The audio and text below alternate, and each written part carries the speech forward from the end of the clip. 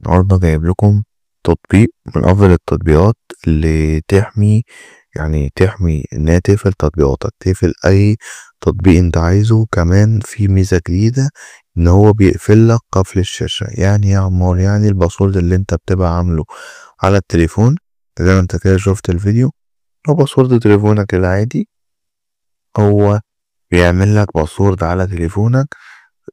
طبعا البرنامج ده مهما عمل اللي بيحاول يفتحه مش هيعرف يفتحه، لو عمل ايه واتشقلب هيديله شاشة سودا ومش هيخليه يفتح التليفون نهائي. فالتطبيق انا شرحته لان هو فيه الميزة الحلوة دي، ان انت حرفيا لو عملت ايه، لو رسترت التليفون وجيت برضه وعرفت باسورد التليفون نفسه وجيت تفتح باسورد التطبيق مش هتعرف، لازم تفتحه بالباسورد بتاعه. طب يا عمار، الباسورد عبارة عن ايه؟ الباسورد بقى دي الميزة التانية، ان هو الباسورد مش ارقام ولا نقش ولا أي حاجة، لا، الباسورد عن طريق خفض الصوت يعني تعلي صوته، الزرارين اللي هو بيعلي الصوت وبيوطي الصوت. فطبعا الميزة دي نادرا ما هتلاقي حد يعرفها. طب يقولك طب ده بيتفتح بالبصمة، أي حد هيشك هيقولك ده عامله ببصمة لازم بصمته، فعمره ما هتيجي في دماغه إن هو الزرار اللي بيعلي الصوت بيوطي صوت. ولو جت هو كمان مش هيبقى عارف انت عاملها ازاي. يعني انت ممكن مثلا هو يدوس واحدة فوق واحدة تحت، اتنين فوق اتنين تحت، انت مثلا تكون عاملها مثلا بادئ اصلا من تحت لفوق وعامل بطريقة معينة. كل ده هنشوفه في الفيديو، وده التطبيق معانا، والتطبيق ده موجود على المتجر بلاي بإذن الله.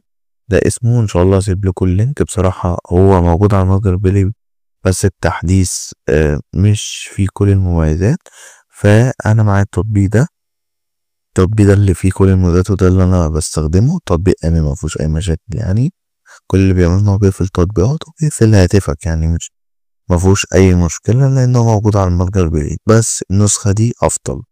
تمام، مش هطول عليكم، بس يعني يا ريت قبل ما نبدأ الفيديو كده والشرح يعني تعمل لايك وتعمل لنا فولو. يلا بينا، بسم الله الرحمن الرحيم. طبعا ده اسمه، ان شاء الله هسيب لك اللينك في اول كومنت، او هقول لك طريقة تنزل فيها. هو عن طريق لينك موجود على جوجل كروم، تمام، ما فيهوش اعلانات. ممكن احط لكم اللينك ده وممكن ارفعه لكم على ميديا فاير او ميجا، تقدروا تحملوه بطريقة مباشرة. ان انتوا هتلاقوا اللينك عن طريق ميديا فاير او ميجا على حسب انا هرفعه على أي موقع. وبإذن الله أول ما تدوس على اللينك هتدوس داونلود على طول بدون إعلانات تماما، والنسخة هتنزل عندك تثبتها وهتكون بالشكل ده. تمام. تاني حاجة بعد ما تثبتها، طبعا التطبيق ده بيشتغل للأندرويد فقط وبيشتغل لجميع الهواتف، يعني بيشتغل على جميع الإصدارات، الهواتف الضعيفة والقوية. والتطبيق ده أوفلاين طبعا يعني. تمام، هندوس نيكست. طبعا هنا اهو اول حاجة بيطلبها ان انت تبدأ تعمل باسورد عن طريق الزرارين اللي بيعلي الصوت وبيوطي الصوت. تمام، فانا هعملها اتنين تحت وتلاتة فوق. تمام، فطبعا ده باسورد عادي، يعني اكيد انا مش هعمل حاجة زي كده ان ممكن تيجي في اي دماغ حد، بس انت اوكي. تمام، تمام، دوس نيكست. تمام، هنا بيقول لك اختار السؤال، اختار اي حاجة واكتب اسمك، يعني فاهم، ما تعملش حاجة صعبة. اه، نيكست. طبعا هنا بتديله الصلاحيات اللي هو محتاجها. اه، التطبيق.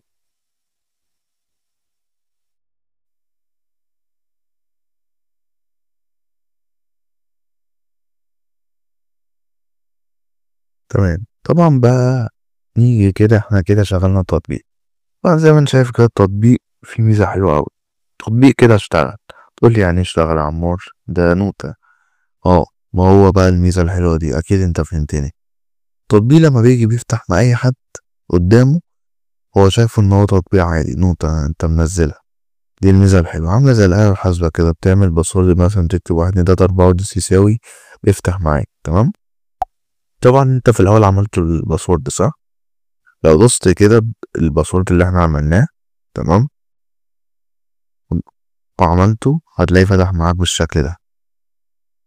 طبعا التطبيق ده مشتغلش وما قفلتش تطبيقات ولا قفلت ايه الشاشة. طبعا زي ما شايفين احنا مفعلناش، فندوس كده وهنجرب وليكن مثلا نقفل جوجل كروم ونقفل مثلا جوجل ده.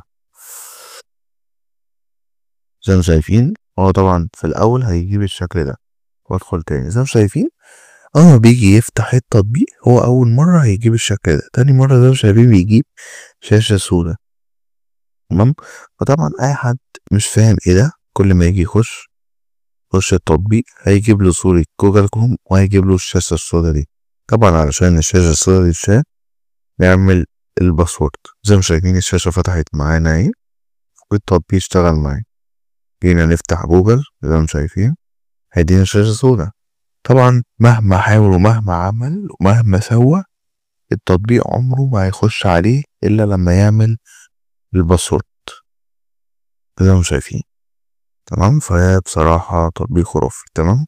دي اول حاجة. طبعا كل مرة هتيجي تخش زي ما شايف طبعا انت ممكن تكتب اي حاجة فاهمني وتدوس صح تدخل تلاقي نفس الحاجة. فتطبيق نوتة يعني اللي هو انت ممكن تكتب اي حاجة تشكك ان التطبيق ده فيها. تمام. فدي اول ميزة. طبعا هندخل بقى على السكرين لوك. تمام. ونفعلها دوس كمان. طبعا هو يطلب منك ان انت تشيل الباسورد بتاع تليفونك او بيقولك do you want to disable device screen lock. طبعا انت لو عايز تشيله تستخدم السكرين لوك بتاع التليفون ده شيله، مش عايز عادي دوس نو. وكده هو التطبيق اشتغل.